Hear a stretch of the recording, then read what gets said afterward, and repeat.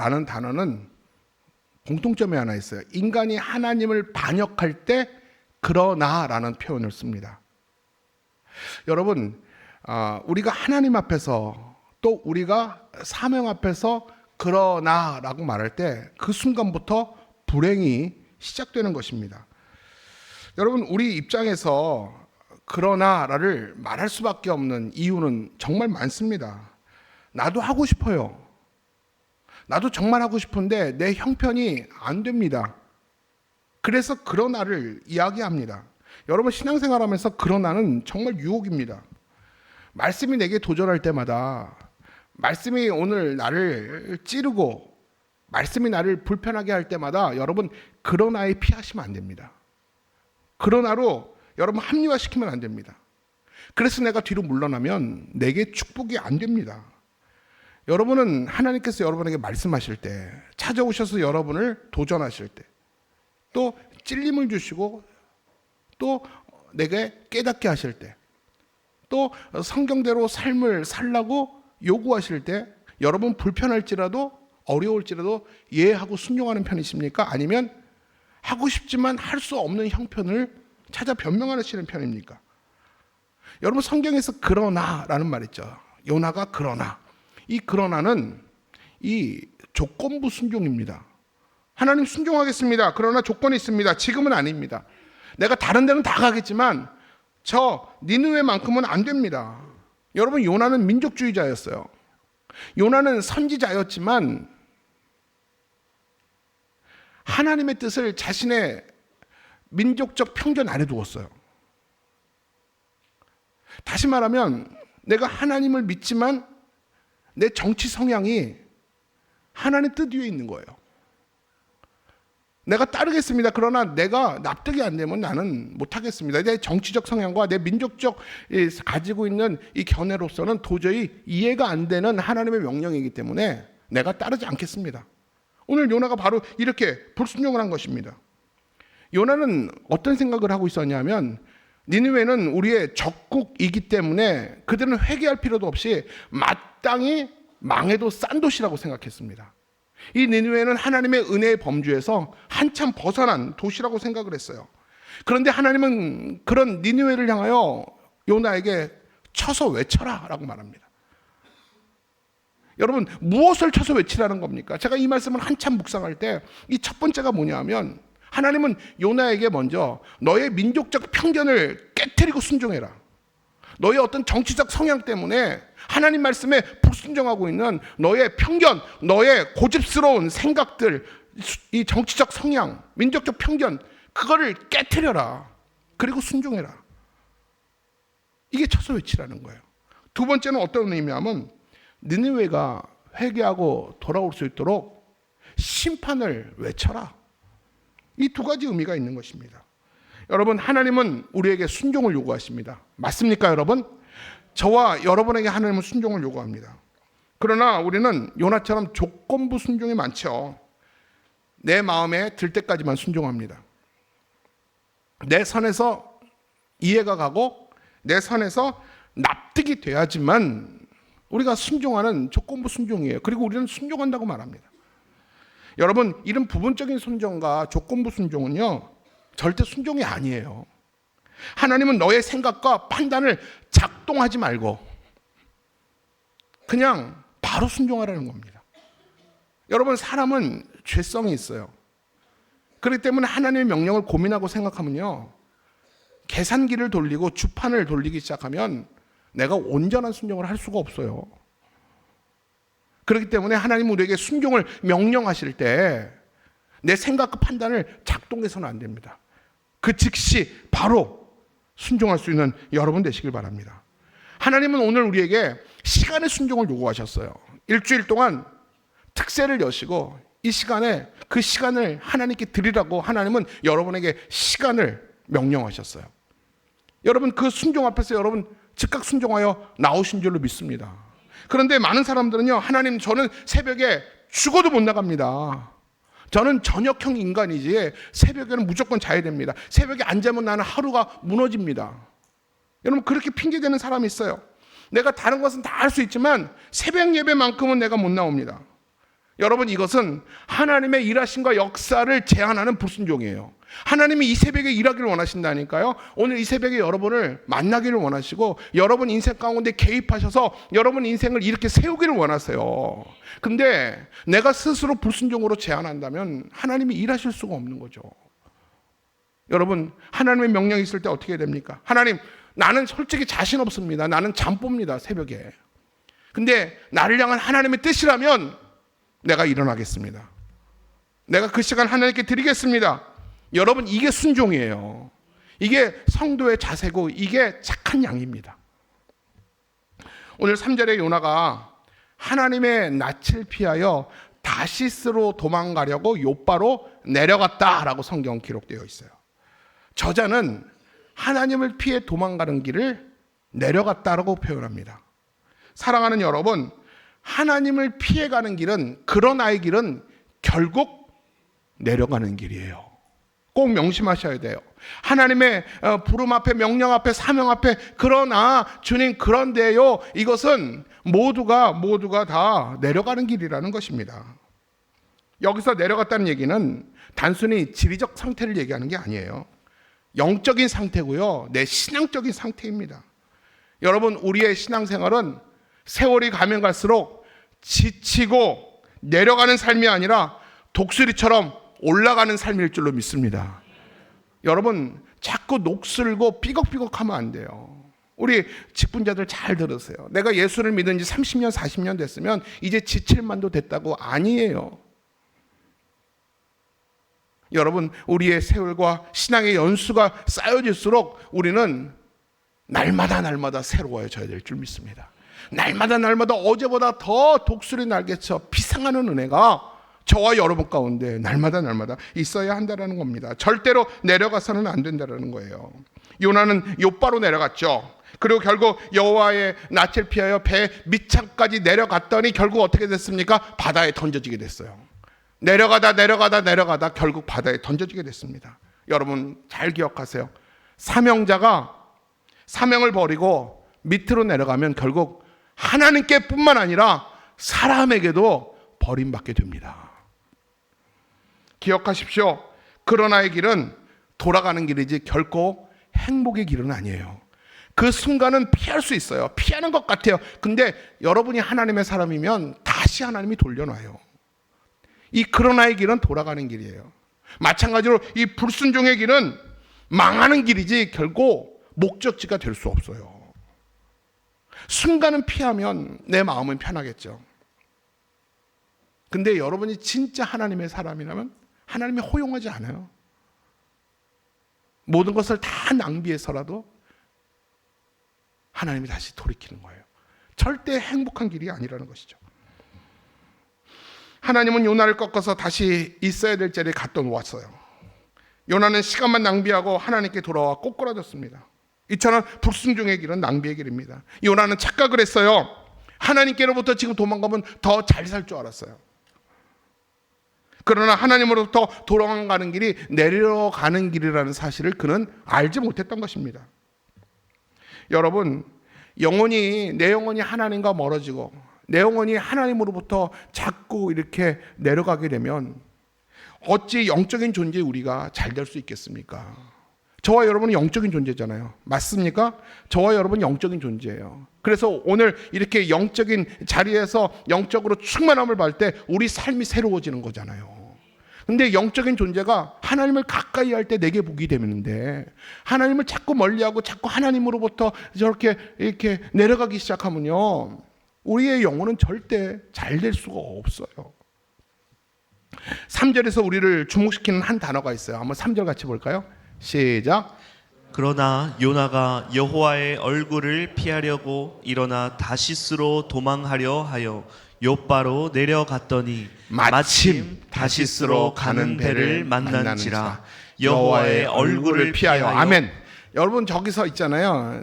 주목 끄는 단어가 뭐예요? 마침. 이게 무슨 말이냐면 마침이라는 단어는 하나님을 피해 도망가는데 마침 뭐가 준비되어 있어요? 배가 준비되어 있어요. 불순종했는데 마침 배가 준비되어 있다는 것은 순간 하나님의 뜻이구나 라고 얼마든지 착각할 수 있다는 겁니다. 여러분 그렇지 않겠어요? 하나님을 피해서 요바로 내려갔으면 배가 없어야죠. 배가 끊겨야죠. 배가 막 떠났어야죠. 그럴 때 하나님이 원하지 않는구나 아는데 여러분 내려갔는데 마침 배가 준비되어 있어요. 뭐라고 착각합니까? 어떻게 생각하고 싶어요? 이것도 하나님이 다음을 도모하라고 하나님이 주신 뜻이야. 얼마든지 그렇게 착각할 수 있지 않겠어요? 여러분 여기서 중요한 포인트가 있어요. 우리가 욕망의 길을 갈 때 배가 준비될 수 있어요. 마침 우리가 죄의 길을 걷을 때 고속도로가 열릴 수도 있어요. 이게 하나님의 뜻이라고 착각하거나 속지 말라는 거예요. 우리가 여기에 많이 속아요. 하나님을 떠나 죄와 낙을 누리는 길에도 하나님의 뜻이 아님에도 불구하고 마침 배가 준비되어 수 있어요. 여러분 그 길은 멸망으로 인도하는 죽음의 길이고 장래 행렬이에요. 태워가지고 죽음으로 가는 거예요. 이게 나를 위한 하나님의 배려라고 생각하지 마세요. 그렇기 때문에 우리가 아무리 화려해도 장래 행렬을 부러워하진 않잖아요. 여러분 오늘 이 사실이 여러분에게 큰 도전이 됐으면 좋겠습니다. 그러나 내가 돌이켰더니 마침 배가 있더라. 그렇게 해서 여러분이 위로가 되셨습니까? 그게 여러분의 위안이 되지 않기를 바라요. 결국 그러나의 길은요 절대 행복의 길이 아니에요. 죽음의 길입니다. 죽음으로 치닫게 하는 장래 행렬이에요. 불순종하는 사람들이 잘 된다고 그거 부러워하지 마세요. 아무리 장래 행렬이 화려해도 죽음의 길이잖아요. 여러분 고난의 길, 십자가의 길일지라도 니느웨로 가는 길이 하나님이 주시는 축복의 길인 줄로 믿습니다. 요나가 마침 배가 있어 배를 탔어요. 그때 탔던 배가 어떻게 됐습니까? 우리 4절과 17절 볼게요. 4절 시작. 여호와께서 큰 바람을 바다 위에 내리심에 17절 시작. 여호와께서 이미 큰 물고기를 예비하사. 마침이라는 단어에 대해서 하나님은 준비한 단어가 이미였어요. 마침. 근데 하나님이 준비한 단어가 뭐라고요? 이미. 요나가 불순종으로 마침 배를 탔어요. 근데 하나님이 큰 풍랑으로 요나를 추격하셨습니다. 그리고 하나님은 이미 준비한 큰 물고기가 입을 쫙 벌리고 기다리고 있었습니다. 여러분 왜 하나님은 요나를 태풍으로 추격하시고 큰 물고기를 왜 준비하셨을까요? 우리가 늘 같은 고민을 하잖아요. 요나 외에 사람이 없었나? 아니에요. 요나를 사랑하시기 때문에 요나에게 기회를 주신 거예요. 요나를 포기하지 못하셨던 거예요. 얼마든지 하나님은 요나 외에 다른 사람을 통해서 느니웨 백성들을 회개할 수 있었어요. 그런데 하나님은 왜 굳이 요나였을까요? 마찬가지로 내가 아니더라도 하나님은 다른 사람을 통하여 얼마든지 하나님의 일을 하실 수 있어요. 사람이 없나요? 왜 하나님이 굳이 납니까? 왜 굳이 하나님은 나를 고집하실까요? 그럼에도 불구하고 왜 나를 선택하셨을까요?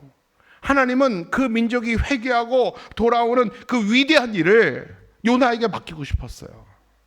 다른 사람이 아니라 그 위대한 하나님의 일을 하나님은 요나와 동역하고 싶었던 겁니다. 하나님께서 저와 여러분과 우리 교회에게 왜 이 사명을 감당하시기를 원할까요?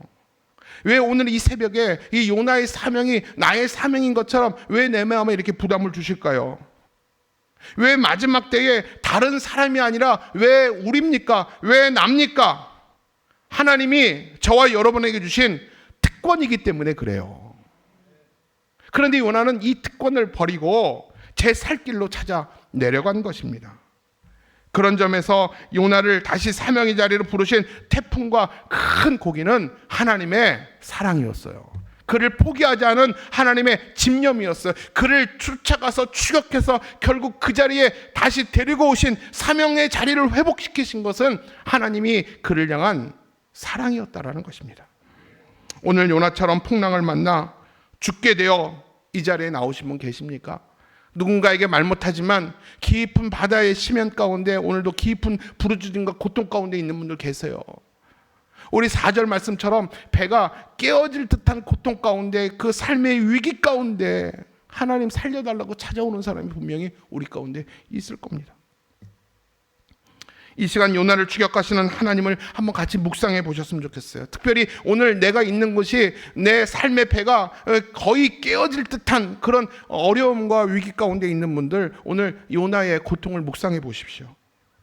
하나님은 사명을 잃어버리고 세상을 향해서 정신을 팔려 살아간 우리들을 향해서 가끔 이렇게 풍랑으로 추격해 오실 때가 있어요. 내가 가장 편안할 때, 하나님을 잊고 살 때, 이보다 더 좋을 때가 없을 때, 지금이 제일 살만할 때, 그래서 하나님을 잃어버리고 세상에 정신 팔려 살 때에 하나님은 큰 풍랑을 몰고 나를 추격해 오실 때가 있다는 거예요. 여러분, 그러나 걱정하지 마세요. 하나님의 풍랑은 우리를 죽이기 위해서가 아니에요. 심판하기 위해서가 아니라 요나처럼 우리를 다시 회복시키기 위함입니다. 나를 찾으시는 하나님 앞에, 그때 일어나는 풍랑 앞에 여러분 고집부리지 마십시오. 흔들리는 가정과 사업의 배 안에서 여러분 무릎을 꿇으시기 바랍니다. 건강의 적신호가 오는 인생의 배 안에서 여러분 하나님을 향해 부르짖으시기 바랍니다. 가정의 우환이 비바람 속에서 여러분 하나님의 이름을 부르시기를 바랍니다. 내가 죽게 되었나이다, 나를 살려달라고 하나님의 이름을 부르시기 바랍니다.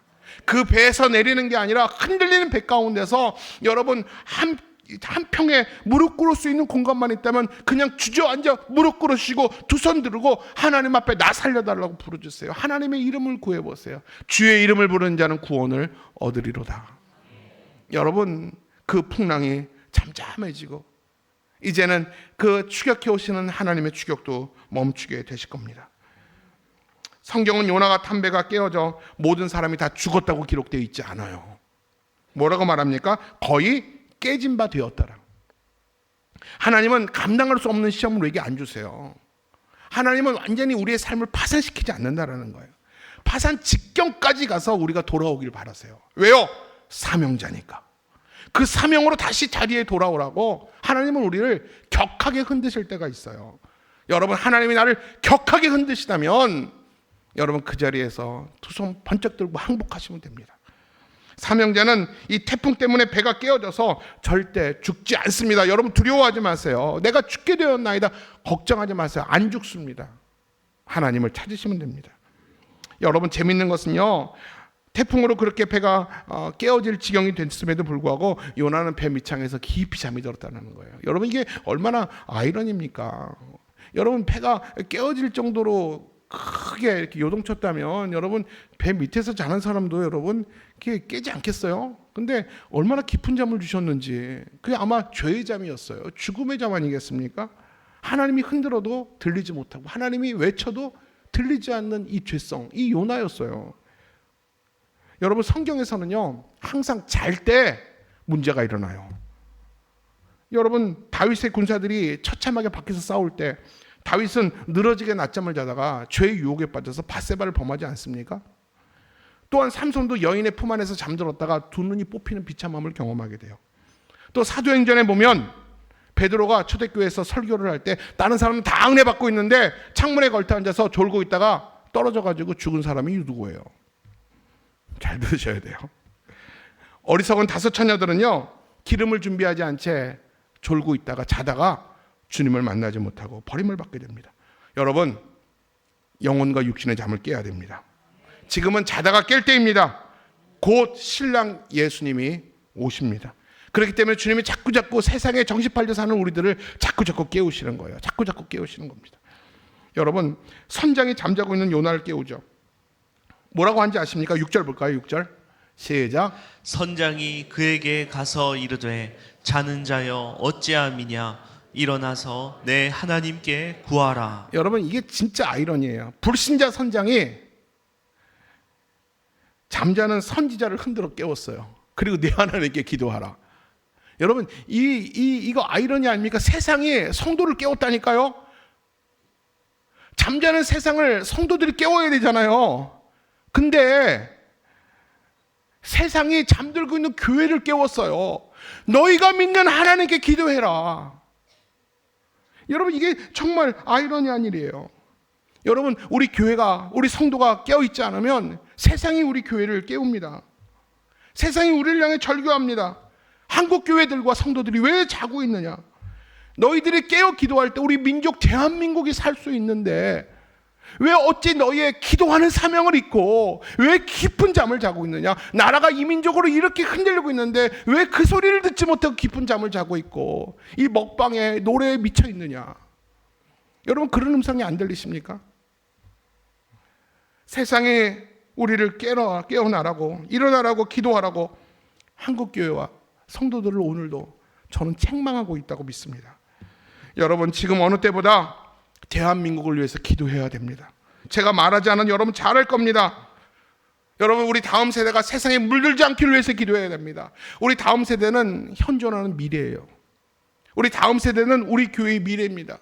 우리 아이들이 정말 잘 돼야 됩니다. 우리 자녀들이 하나님을 만나야 됩니다. 여러분 우리 자녀들이 하나님을 만날 수 있도록 매일 특세 올 때마다 아이를 위해서 축복해 주셔야 돼요. 그냥 앉았다가 돌아가는 게 아니라 우리 어저께 고등부 애들이 하나님을 경외하는 자, 하나님을 사랑하는 자 그리고 다 졸면 안 돼요. 많이 졸더라고. 물론 아이들이 새벽에 나오는 건 순교하는 마음으로 나왔을 거예요. 그렇지 않겠어요? 뭐 나중에 치킨을 쏘기도 하고 올리브영 상품권을 준다는 얘기도 들었어요. 우리 애들이 그 정도 그거 받으려고 나왔겠어요? 너희들 그거 받으려고 나오니? 우리의 수준은 적어도 이 정도는 아니잖아요. 여러분 우리 아이들이 그 미끼를 통해서 하나님 만나길 바랍니다. 우리가 깨어서 세상을 흔들어야 돼요. 하나님은 우리에게 이 특세를 통해서 우리 교회가 말씀대로 일어나서 기도하라고 명령합니다. 이게 사명이에요. 기도해라. 잠들지 말고 깨어서 기도해라. 대한민국을 위해서 다음 세대를 위해서 안타까운 마음을 가지고 기도해라. 우리가 깨어서 기도할 때 가정과 교회와 우리가 속한 대한민국이 지금의 위기를 넘어서 제사장 나라가 되어서 열방을 축복하는 나라가 되는 거예요. 기도하는 한 사람이 기도 없는 한 민족보다 강합니다. 사랑하는 여러분, 지금 자다가 깰 때예요. 우리 말씀을 정리합니다. 영혼의 잠에서 깨어 우리가 함께 같이 기도해야 됩니다. 그래서 이 땅이 저와 여러분이 살고 있는 이 대한민국이 하나님의 나라, 하나님이 다스리시는 그런 부흥하고 회복되는 나라가 될 수 있도록 우리의 기도에 무릎을 모아야 됩니다. 여러분 우리의 자리가 우리가 벤치 워머가 되면 안 돼요. 여러분 벤치 워머 들으셨죠? 육신의 편안한 자리에서 일어나야 돼요. 여러분 지금 제일 편안하고 좋을 때입니까? 지금 조심하셔야 돼요. 내가 지금 편안하고 축복받은 것이 문제가 아니에요. 내가 지금 하나님의 복으로 기도의 응답으로 내가 편안하다면 내 삶의 방향이 내 삶의 주어와 목적어는 하나님을 향해야 돼요. 근데 내 삶이 평안한데 내 삶의 주어와 목적어가 하나님이 아니라 내가 되고 있다면 제가 여러분 바라는 거 아니에요. 협박하는 거 아닙니다. 하나님이 여러분을 사랑한다면 태풍으로 여러분을 추격할 수도 있어요. 여러분 돌아오라고. 사랑하는 여러분, 우리가 있는 자리는 벤치 워머가 아니에요. 그냥 여러분 오늘 앉아있는 자리를 따뜻하게 자리만 데워놓고 일어나는 벤치 워머가 아니라는 것이죠. 기도의 잠에서 깨십시오. 사명의 잠에서 깨어나서 사명자의 기도의 자리로 달려오시기 바랍니다. 그러면 하나님이 이미 축복한 축복이 소낙비처럼 여러분의 삶의 지경 가운데 넘치게 될 줄로 믿습니다. 그런 은혜가 있기를 주님의 이름으로 축원합니다. 우리 같이 기도하겠습니다.